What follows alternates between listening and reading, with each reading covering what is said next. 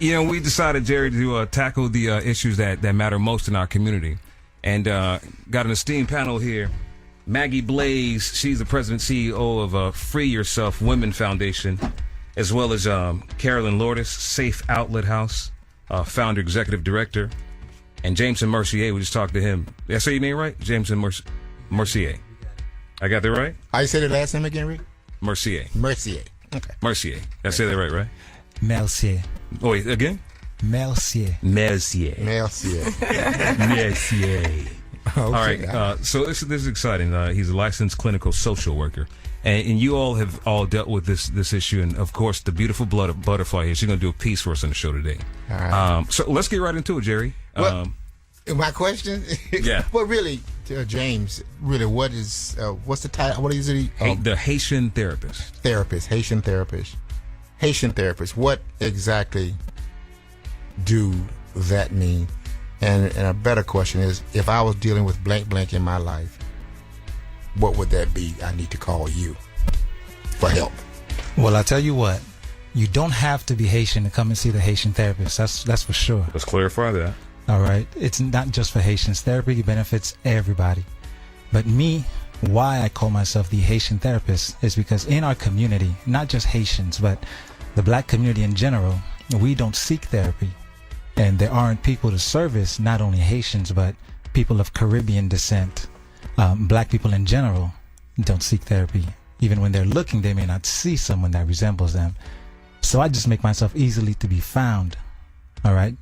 Marriage issues, kids acting up, call me, the Haitian therapist.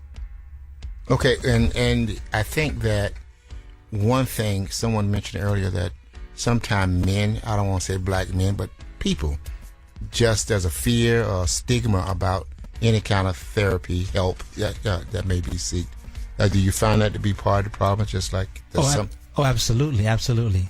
The majority of the phone calls I get are from women, either your mother, sister, or the wives, and then perhaps the men will come in. And it's not just black men or Haitian men; all men tend to stay away from therapy.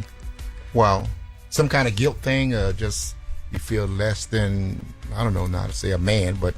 Well, there's some shame associated with therapy for men in general. We don't want to talk about what's happening. Don't want to address some of the pain that we have. That's for women to do. That's the idea. Yeah, I think I would find it difficult. I really to really let things that's deep, seated inside of me come out, to anybody, man or woman. I think I'd have a very hard time doing that. Yeah. You try sometime with your girlfriend or your wife or whatever. Well, I can be honest with her, but you hold back. Right. I guess it's just a natural thing. So what are the numbers here? Mostly men, women, of course, clearly women. Overwhelmingly, yeah. You find that women tend to be the victims or victors, as we're calling them today. Men generally tend to be the perpetrators of domestic violence. And so 1 out of, what I was saying, 3? 1 out of 3. 1 out of 3 women will have experienced domestic violence in their lifetime. Wow. Maggie? Yes. Hi. Tell us your story. How are you? I'm doing great. Well, thank you for having me, Rick. Thank you. You're welcome. Well, my story is I survived domestic violence a little over 11 years ago. I was in a relationship, and my child's father... Well, let me just say, abuse doesn't just start with, okay, today I'm having a bad day and I'm going to hurt you. It doesn't start like that. You're in a relationship, red lights, red flashes, as we call them, will come up where your spouse, boyfriend, or child's father will say, where you going? Why you didn't answer your phone? That's how it got started with me. And they get comfortable doing it. So is that a sign of abuse? Oh, yeah, it's definitely a sign. The thing with abuse is what the... people doesn't understand is that when you're in a relationship, the first signs you get is when that man trying to gain control. Right. When they trying to gain control of you and how you live your life, that's a great sign. And with me, that's how it got started. It was more like, why do you need to go to your friend's house today? I don't like her. Don't go there. Don't do this and don't do that. And things got extremely bad. When I was strong enough to decide that I wanted to go, that's not the plan he had. He really wanted to hurt me instead of letting me go. And I nearly died. Dealing with this man, I was stabbed. Yeah. Wow. We were supposed to be working things out from a distance. We broke up, but we still had conversations. Of course, there's a child in the middle. And next thing you know, one morning, and I just heard a loud boom in my door, and I found myself in the tub, and I was being stabbed. Oh, my God. I lost a kidney to domestic violence, so it's nothing to play with. Wow. I'm glad you're doing this today. Well, thank you. These things seem like it starts as some kind of jealousy or rage because of something that you may do or not do, and you think that is it. It's just that simple. That's the tip of it.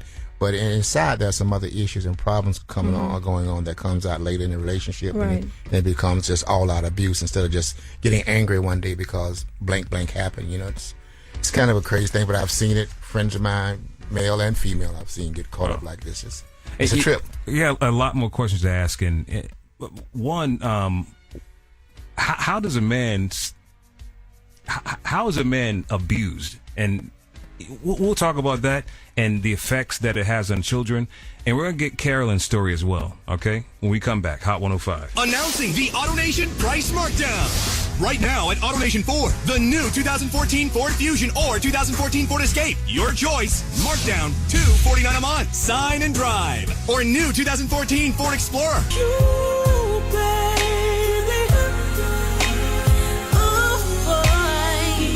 Hot 105 conquering domestic abuse. Rick Party, Jerry Russian. I was just wondering, James, beyond the tradition when you think of domestic abuse, there's got to be other components or other elements to this domestic abuse beyond just the physical. There are many more dimensions. There's psychological abuse, right? Name calling. There's financial, just keeping the lady or the man away from the bank accounts. There's also sexual, right? Where that is used as a way to abuse the female. You know, then there are some men or women who isolate their partners, and that's another form of abuse. So there are many other dimensions, and it's not just physical. Now, there's some, Jerry, you probably hadn't heard. Financial abuse. Yeah, that caught me. I can recognize it now that I've been told. I think I've seen it before, Right. but I just didn't know what to call it. But We're going to have them break it down, too. I'll go for that. I want to hear it. Hot 105. Hot 105, the station with 50 minutes of today's R&B hits and oldies every hour. Rick Party in the afternoon. Our in-studio guest, Maggie Blaze, Jameson Mercier,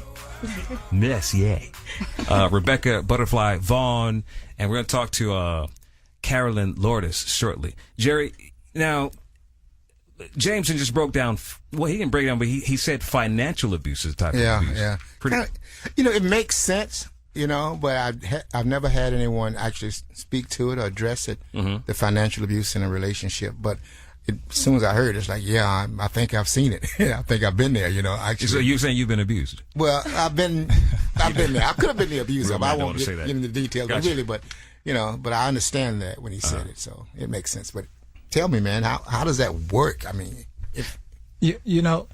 money is connected to everything, right? So if you're in an abusive relationship and you want to get out, but you got no money, where are you going to go? You really can't go far, okay? This season right here, and we're in the middle of tax season, right? And there are some people listening to your show right now counting on that refund check to escape. But I can tell you right now, they have no access. They don't even, it could have been filed already, and they have no idea because they have no access to the bank accounts. They don't even know what they made last year, but they go to work every day. They get a paycheck. Maybe they get an allowance.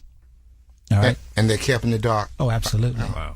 That ties in with so many things when you said that. I just got chills when I heard that. It's a scary So many thing, people man. just captive because they can't go anywhere.